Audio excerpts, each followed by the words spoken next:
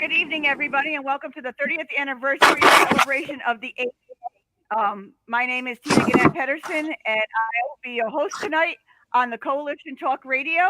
And we have some very special guests with us tonight, and I would like to take a minute to have them introduce ourselves. Let's start with Alyssa Gleason from the Governor's Commission on Disability. Welcome, Alyssa. Hi, everyone. Thank you. Thank you for having me here. Like you said, I'm from the Governor's Commission on Disabilities. I am the Senior Planning and Program Development Specialist there. So I direct all of our outreach efforts. So really happy to be here tonight with everyone. Thank you. Great. And we also have with us tonight Congressman Jim Langevin. And if you could give us a little bit of background for you, Mr. Langevin. Thanks, Tina, and good evening, everyone. Great to be on the program tonight, and want to wish everyone a happy 30th anniversary of the Americans with Disabilities Act.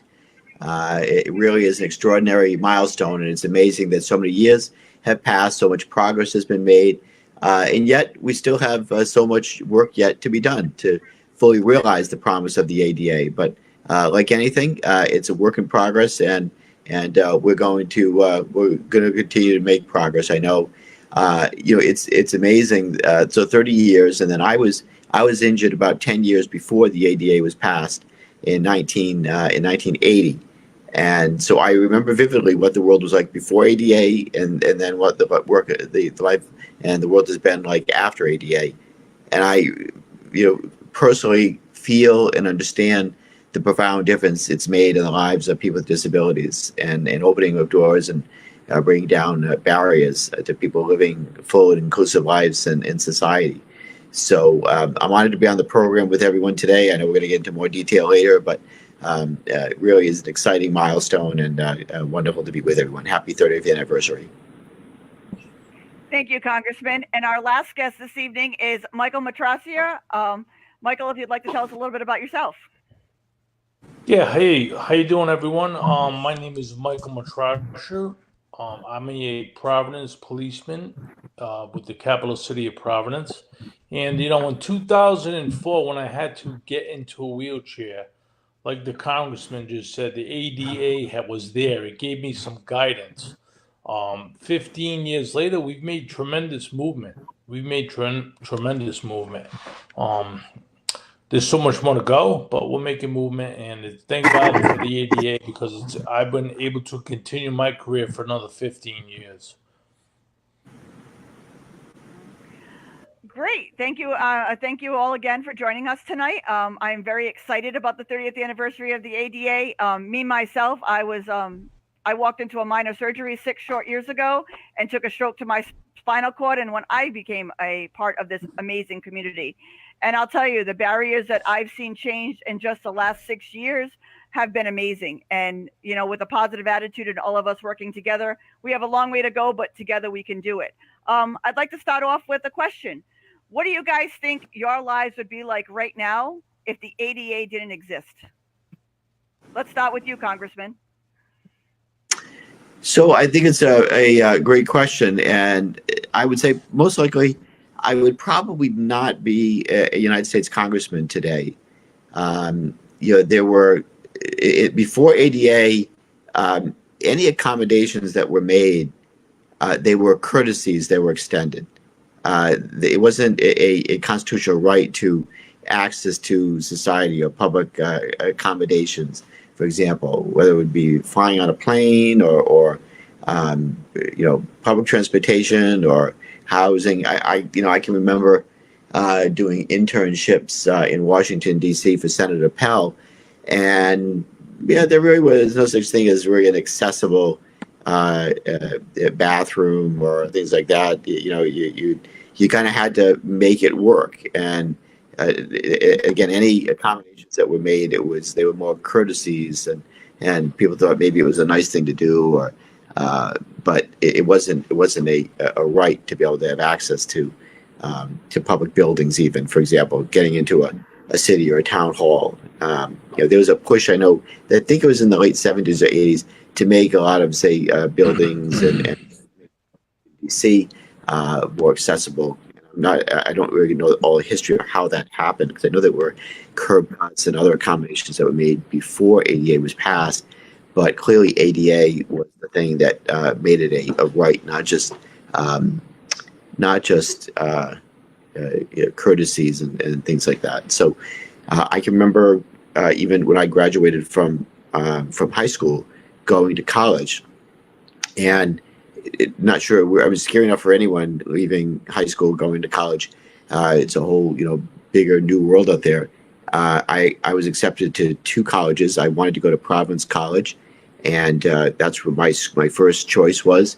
And my father, who said you have to have a backup school, and I applied to Rhode Island College. It was accepted to both schools, and I said, well, I'm going to PC. And then I went and I toured the campus, and oh my gosh, I realized very vividly right away that that campus was not accessible for me. There was no way that I was going to really be able to move around independently, and I wound up going to Rhode Island College as a result, because they had some curb cuts. The elevators were big enough for me to get my wheelchair in.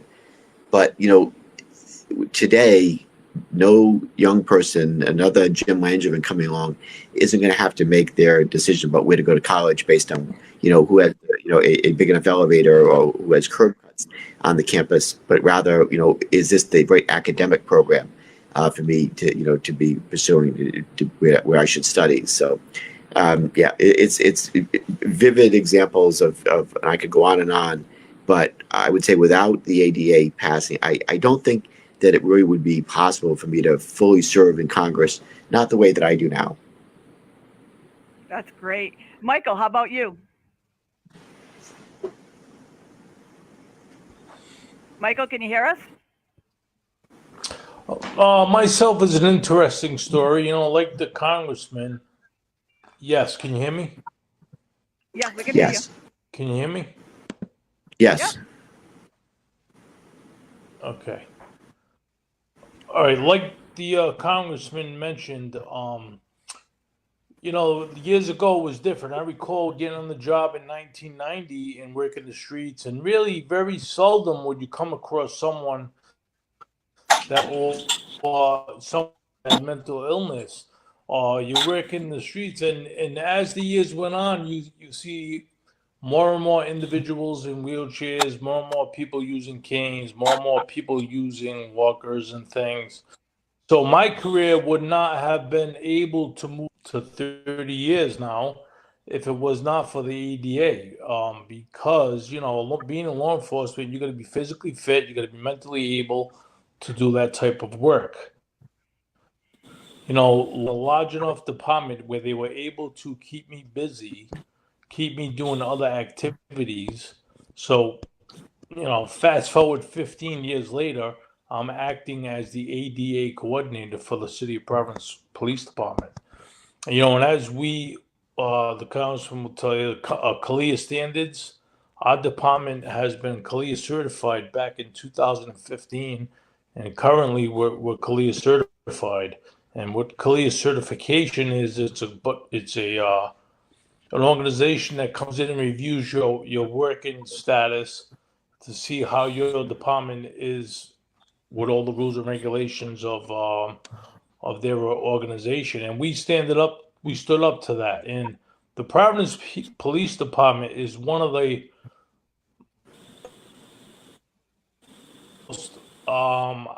we're doing all the good things when it comes to disabled. We're doing all the good things when it comes to mental illness. We have clinicians that actually go out on the road with our officers. So we're doing this, and the ADA helps. It gives us that tool that we needed. It gives equal rights to all. We needed that.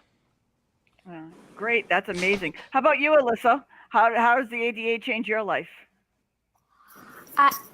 I think it's shaped my life in a way, because for me, I started volunteering in group homes with people who have intellectual and developmental disabilities, and the creation of group homes, the shutting down of institutions like the LAD Center that was based on the Olmstead Act, which was partially based on the ADA. So when I think about everything I've done going back to being 11, 12 years old, the ADA has played a role in it.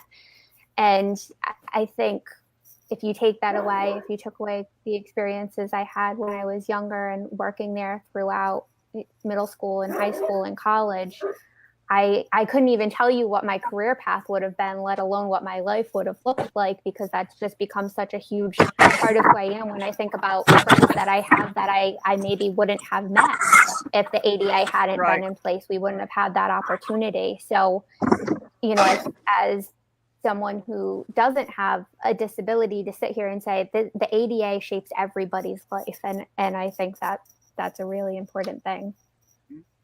I completely agree with you. Like I said, I've only been in a wheelchair for about 6 years now, and I knew there was some disparities and there were some roadblocks, but I didn't realize how bad they were until I had to navigate the world from my wheelchair.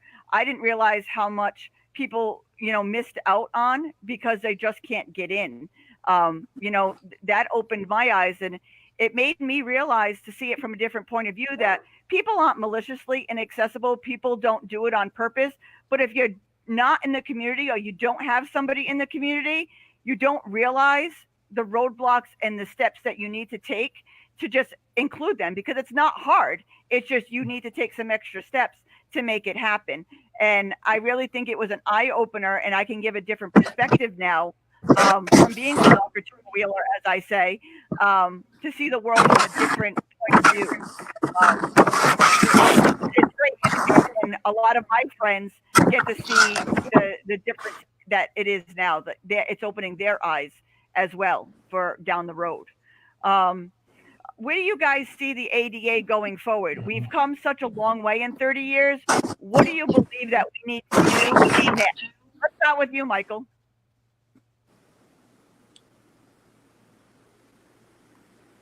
I think the ADA needs to focus a little bit more on mental health, things to that effect. You know, the accessibility end of it, I think see it. Like years ago, it wasn't noticed. Like you said, Tina, you drive places and you're not able to get in. The Congressman couldn't go to certain colleges. But you got to focus on other illnesses too. It's not just about it's about other issues like, you know, blind, impaired hearing, a lot of different things they got to focus on and move further. Give other people the individual rights that we have gotten to other illnesses. Right. I think Alyssa, it covers all them as well, doesn't it? Yeah.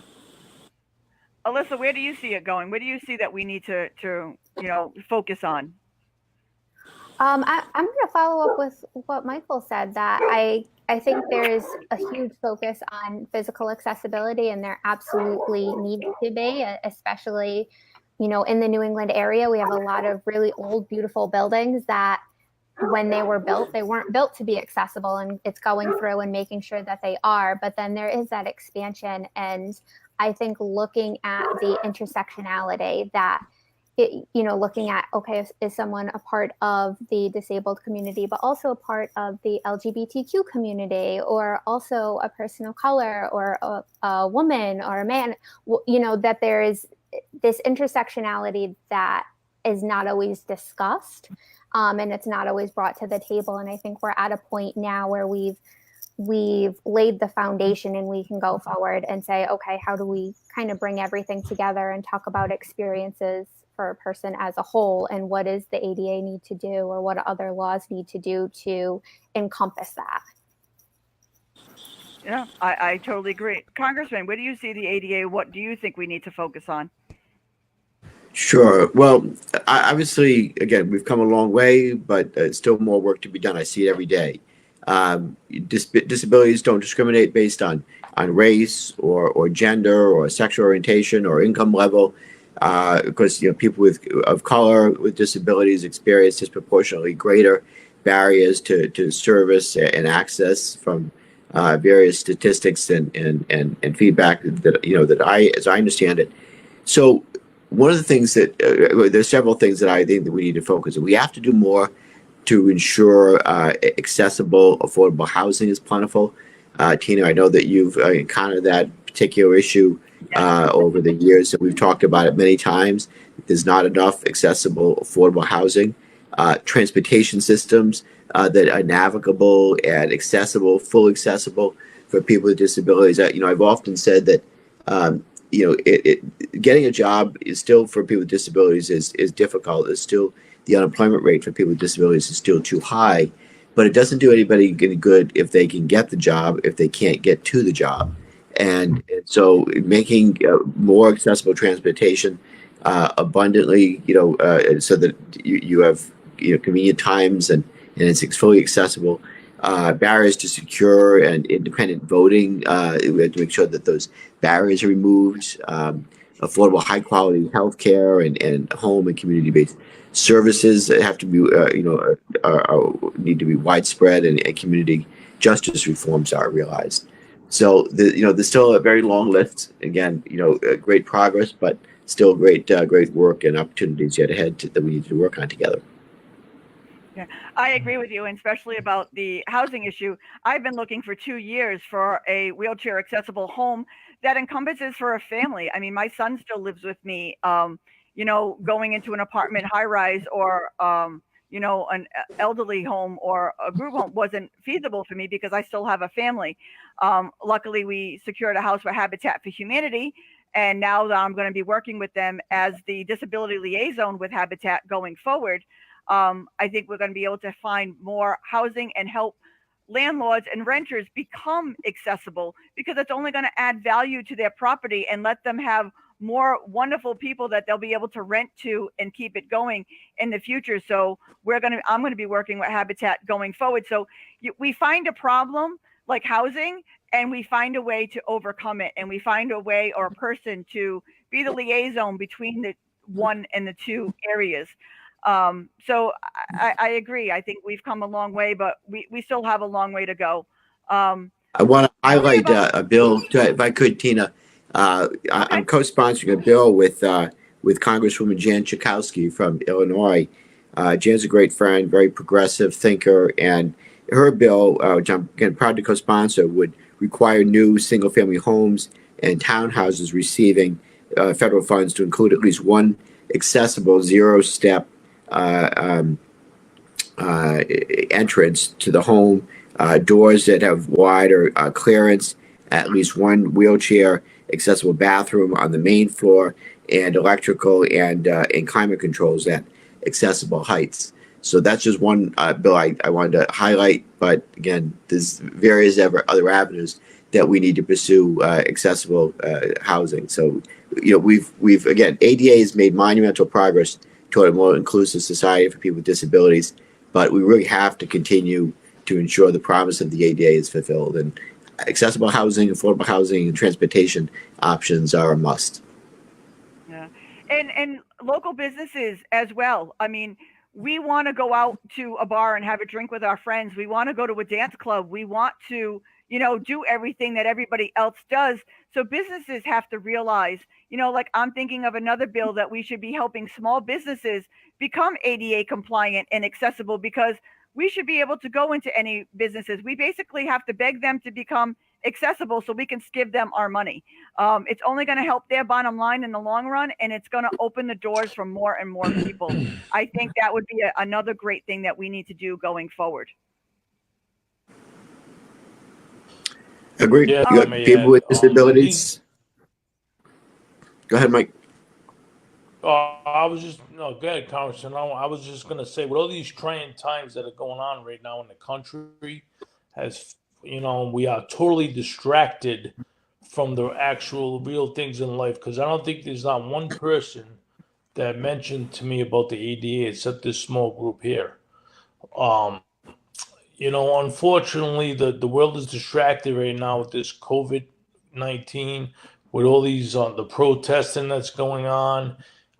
So one thing that we got to continue to do as a group, Tina, and you do a fabulous job at this, and we got the congressman in Washington advocating for us, and we have the Governor's Commission on Disability doing all kinds of things, and RAMP and the MS Dream Center. We got Rhode Island Developmental Disability Council, RideCat. We got OSHL.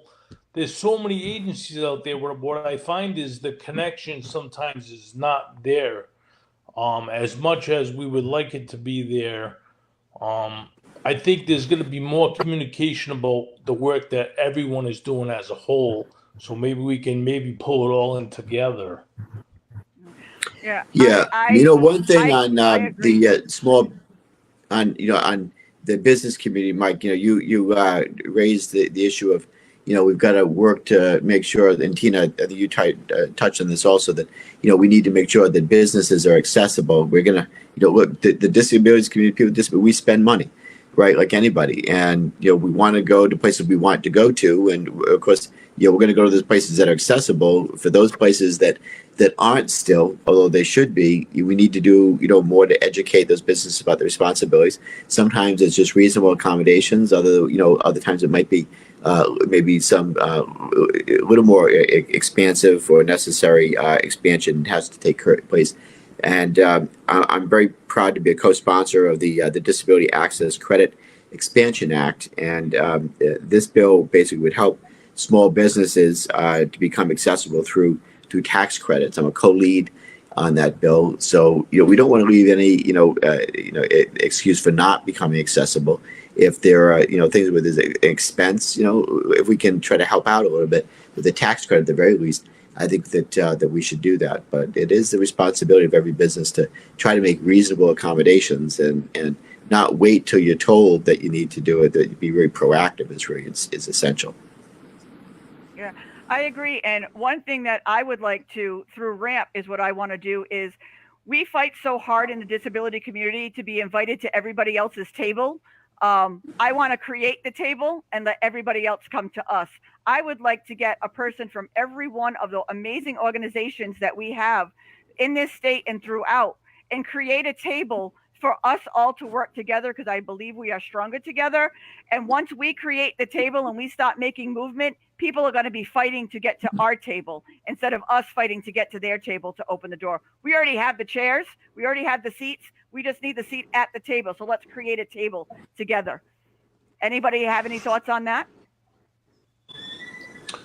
Yeah, I chime in on that. And, as we're talking about this and talking about businesses and just kind of all throughout society, I think about our internship program, actually, just because that's something I've been running for the last few years. And I look at the interns that are coming in and what their majors are and how they've changed over time. And, initially it was interns were coming to us that wanted to work in healthcare. And that was pretty much it. And now we have interns that are saying, well, I want to be a marketing major. I want to be a communications major. I want to be an engineering major. And I want to make sure as I graduate and I go into my career, I'm keeping this in mind. And I think that's just so important, because you have these massive graduating classes that are going out into the working world and are making these decisions that are just very open and saying, I want everyone to be able to come to the table. I want there to be access for everybody.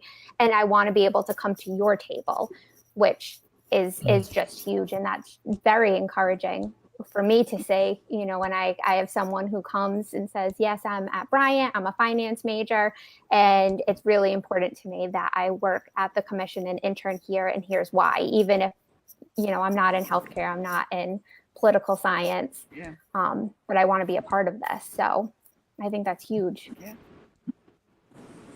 Yeah, Alyssa, I find that as well with a lot of the students that I work with that come into our building and whatnot. A lot of students are venturing out into different avenues, and they really, I'm excited about the youth in the world right now. They really have a vision that's really awesome. And Tina, to your point about togetherness, I watched a YouTube video, and I mentioned this to you the other day, and the congressman knows this because he rides the path every Capitol. It was called the Capitol Crawl. They had 1,000 advocates that descended onto the Capitol, and they parked their wheelchairs, their walkers, and their canes, and they got to the bottom of the stairs, and they crawled up the 83 stone stairs to the chamber to voice their concerns about the ADA. And that was March 12th. And then with a bipartisan vote, the ADA was passed in July 26, 1990. So, like you said, Tina, that togetherness is very important, that unity. And we got to keep sharing that message. And I like what you said about getting everyone from each and every city and state or committee or whatever that talk together and see what the issues are that face us. Yeah. Congressman, any thoughts? It's interesting how I did a couple of op-eds, and it really, I think they encapsulated again the progress that's made, the call to action that we need to hear and that we need to send out there.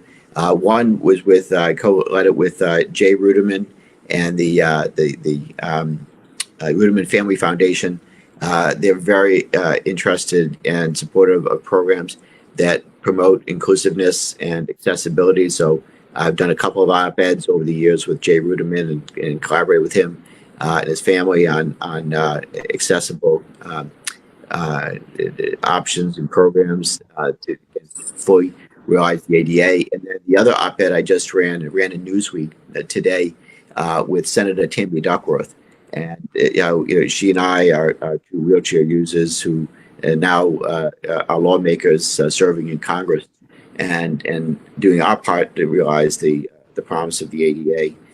But talked about that story that Mike just recounted about that's how the op-ed begins. So, Mike, I don't know if you read the op-ed, but you're singing our song there, and how the wheelchair users got to the steps of the Capitol and basically crawled their way up to the top, and saying that, and one woman saying that she'll be there all night if that's what it takes to get this bill passed.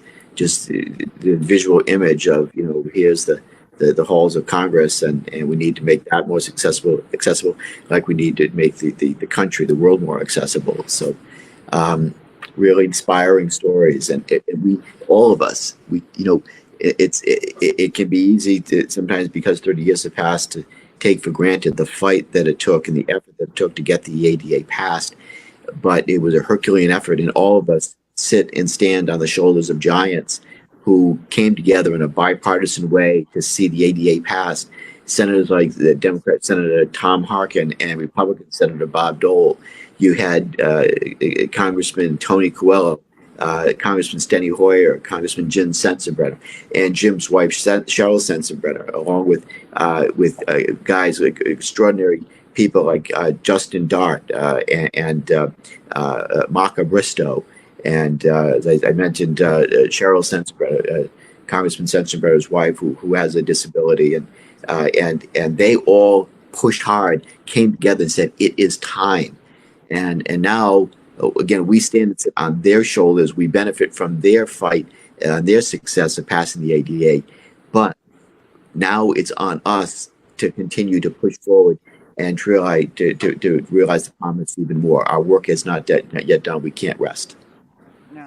No, I totally agree with you. Like, we started RAMP over a year ago, and we've already gone national. I have spoke on more platforms, especially with COVID, on Zoom calls across the country with Respectability and all different coalitions across the country, that we just realized that we are stronger together, and we need to form the table now, and we need to bring every organization together, and let's have a united front, and let's change the world together, is my whole thing. And I really believe, people think that a lot of disabled people can't do things. Well, I just say, watch us, because we're going to change the world, and we're going to make it better. Because if, God forbid, somewhere down the road, your loved one or your family member, or you get older and you become part of this amazing community, you're going to want the world to already be accessible for you. So let's work together and make that happen. Tell me about some of the organizations in this state that you guys are working with, and let's highlight some of the great organizations we have. Mike, you want to start? Sure, Tina. I work with a number of different organizations. I'll just name them, and then I'm sure it knows a lot of them because they're active. The Rhode Island Developmental Disability Council, the RIDECAT, which is the Rhode Island Assistive Technology Council. Right, we have Open Doors, which is totally off that realm, but it's a reentry program for individuals getting out of incarceration that want to move on with their life, second chance type thing. We have also, which is an independent living type establishment, and they help many, many people. I know the congressman knows firsthand who they are. We have we just started another organization called OSTIC, which is Ocean State Trauma Informed Care Community. This is a new adventure with the Rhode Island Developmental Disability Council. With the MS Dream Center, the congressman knows all these organizations very well. But the MS Dream Center is an organization I got involved with 11 years ago. They battle and help people with MS and do other activities.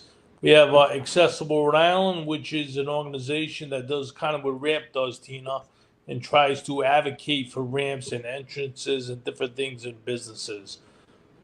The location is the Stephen McCartney Foundation, which is also a trauma-informed care type thing with the city of Warwick and some other cities in the west end of the state.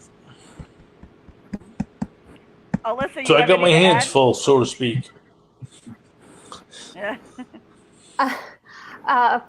Mike named so many of them that are all great organizations. I would say to talk about, some of the state offices we work with, the Department of Health has just been fantastic throughout the years. Every time we say this is what we want to do, they want to come in, they want to help, they want to make sure that the initiative is successful. They come to us and say, okay, is this accessible to everybody? What do we need to do?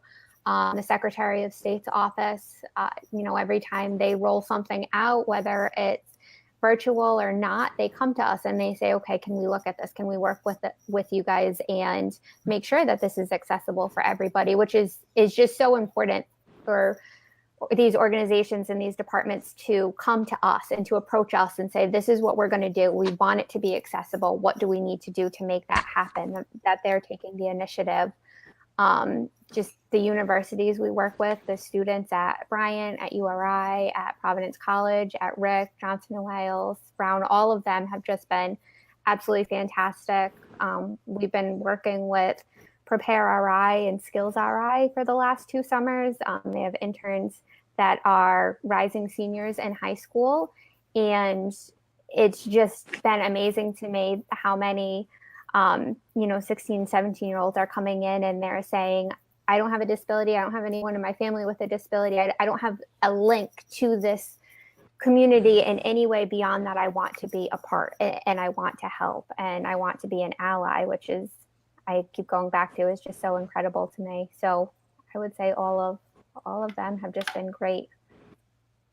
Yeah. You have any to add, Congressman?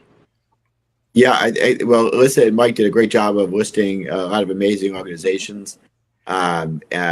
Certainly, I'm glad that Mike mentioned the Donna Marie Perno organization, the MS Dream Center, because they've been out there and very early on with an accessible guide of restaurants and public venues that are accessible. They have a great resource guide. But there's also the Consortium for Citizens with Disabilities, which is an umbrella organization of over 100 disabilities organizations. The ARC, which helps with lifespan disability. The Bazan Center for Mental Health. Paralyzed Veterans of America is who you work with on the Air Carriers Access Amendments Act, to make sure that airlines are more accessible and inclusive, bringing down barriers to make it easier for people with disabilities to fly. And National Council on Disability, on Independent Living, NICL, is another big one. United Spinal Association and the American Foundation of the Blind helped with the Disability Access to Transportation Act. So, I was very proud when I got to Congress to create the the Bipartisan Disabilities Caucus in the Congress to help better educate members and staff about disabilities issues. And there's many caucuses in Congress. It doesn't function like a committee, but it's for members that want to basically be identified with an issue, be proactive on an issue. You join a caucus. That way, when you're looking to introduce legislation or draft a bill, you know who the go-to people are to help co-sponsor that legislation because they want to be proactive. So Congressman Don Young from Alaska is my Republican co-chair of the Bipartisan Disabilities Caucus. He's a great partner and colleague, so we've got a great coalition of members in Congress that are active on these issues. But we need to keep vocal and pushing forward. It's great, and let's not forget about all the interim organizations like Habitat for Humanity, who helps out with the housing. And I know I had a big during COVID with the Rhode Island Foundation and United Way with Project Hello, where we would call people and check in on them. We would also, do boots on the ground where we were the hands-off delivery wasn't working for some of the disabled community, because if you're blind or in a wheelchair, if they drop it at your doorstep, how are you going to get it in the house if you live by yourself? So we worked with United Way, we worked with states and cities locally, and all of their mayors and councilmen and everything about finding ways to make it work for their cities, where we were texting and calling and advocating for the disability, and with 211, where everybody can sign up on the emergency list. And when things like COVID happen, we have a way of contacting you. We have a way of getting to you and making it work. So, there's like the United Way, the Rhode Island Foundation, Habitat for Humanity. And then there's always RAMP, because we're the middle of everybody. We work with everybody. We want to be the resource between everybody. So there are so many great organizations. We just need to form a table, and we need to make us one united front for everybody to be there, so everybody's taken care of. Yeah, I think you raised a great point there, Tina. That there are certainly circumstances where there might be a community service that's out there designed to help, but unintentionally it's not conducive to helping people with disabilities because of XYZ issue. You talked about during this time of COVID and getting groceries or supplies delivered to your house, but if you're blind or you have other disabilities that prevent you from accessing that service or getting the product into your house, if there's probably people, I'm sure, with really great intentions, and if they were made aware of the problem, would say, oh, of course we can make an accommodation to do that.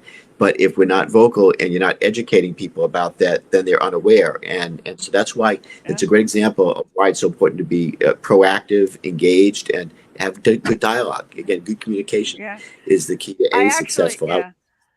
I actually got on the phone with a whole bunch of restaurants and teaching them how to ask certain questions to see if they need an inclusive or another accommodation for home delivery, or taking an order if they needed extra help, or they needed a code word because they wanted to make sure that the person entering their house to help them was the right person and stuff. So I actually had a couple of briefings with local restaurants, and they were all so welcoming. They didn't realize that they were leaving people out. So it just opened their eyes to doing something a little bit different that didn't cost any extra money. It just took an extra step to do something. So I just think educating the people who don't normally do it, we're just helping ourselves in the long run.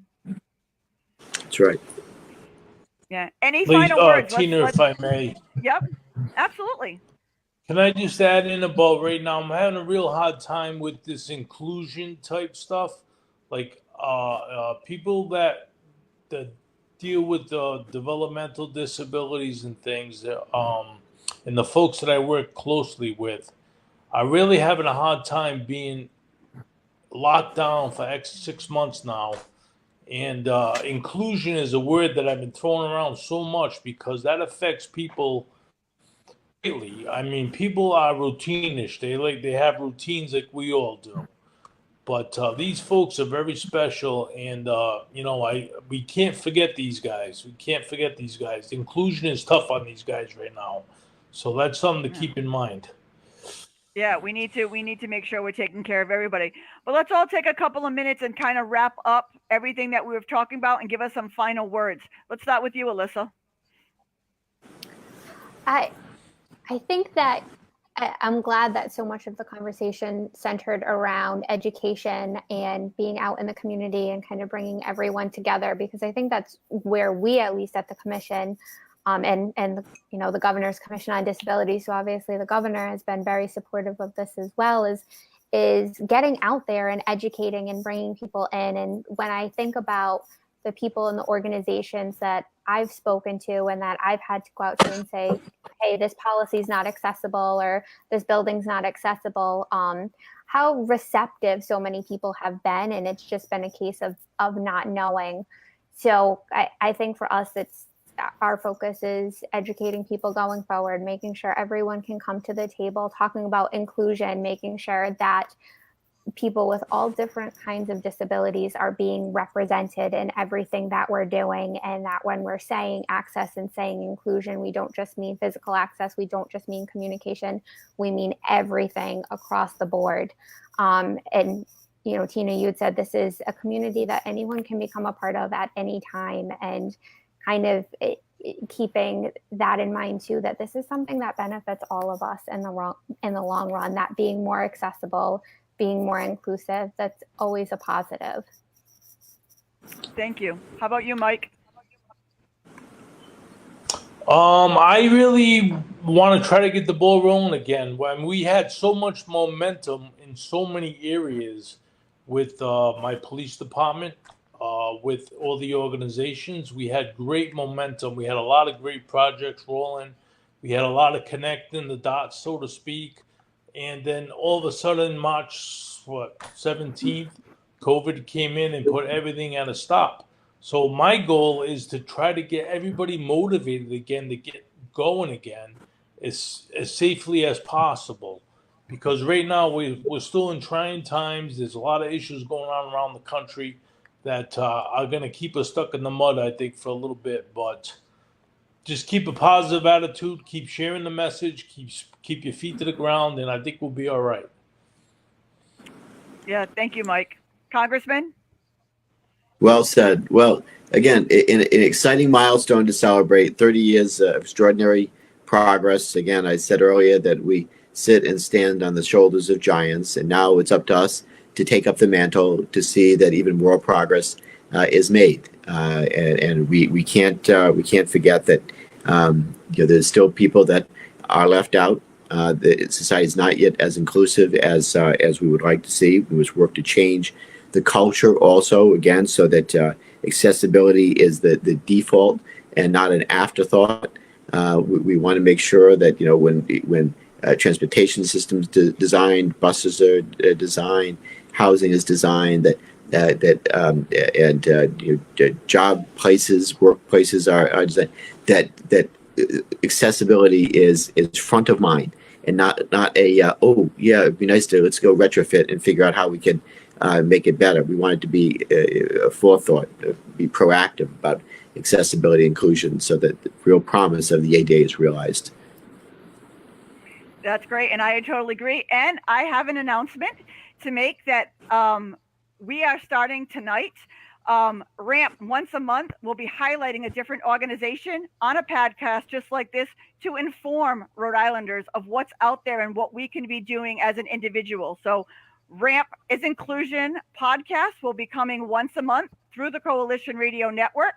I just found this out about today. So we will be a voice, and it's a starting point. We will hopefully go, twice a month, but we're going to start off with once a month, and we're going to highlight some of these great organizations, and we're going to keep the momentum going, and we're opening the table to everybody. So that is great news on the 30th anniversary of the ADA, to have a podcast once a month to turn to and to be able to talk just like this and inform our fellow Rhode Islanders and beyond of what we can do and what we want to do.